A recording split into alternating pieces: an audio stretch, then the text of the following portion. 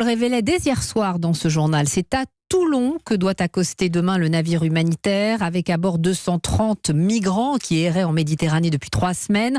Un tiers resteront en France, un autre tiers rejoindra l'Allemagne et ceux qui ne répondent pas aux critères du droit de séjour ou d'asile seront reconduits. Stéphane Burgat, vous êtes à Toulon en face de cette base militaire qui n'a pas été choisie par hasard. Oui, tout à fait. Les raisons d'accoster ici sont autant politiques que pratiques.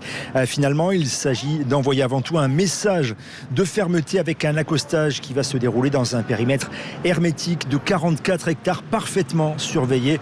En somme, le lieu idéal, nous expliquent ces militaires à la sortie de l'arsenal. Un lieu clos où, entre guillemets, qui soit vivable et sain, etc.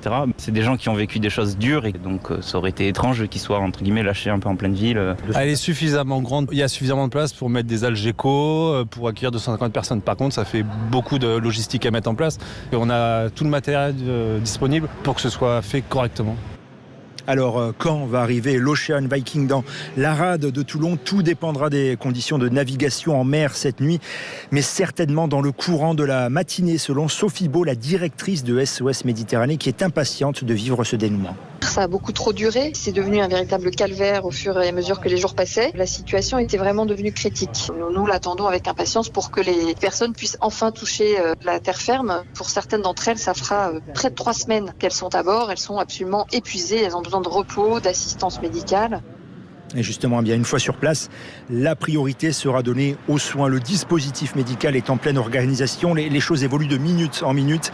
Viendra ensuite le travail d'identification de chacun avec les agents de la police aux frontières, de l'OFPRA, l'Office de protection des réfugiés et des apatrides, déployés en nombre au sein de la base pour des études au cas par cas, et notamment celui des mineurs isolés, avec l'objectif imposé d'agir très vite. Stéphane Burgat, en direct de Toulon pour Europe 1. On l'a bien compris avec cette affaire de bateau humanitaire, c'est désormais la crise ouverte entre Paris et Rome. Il suffit d'écouter Gérald Darmanin pour s'en convaincre.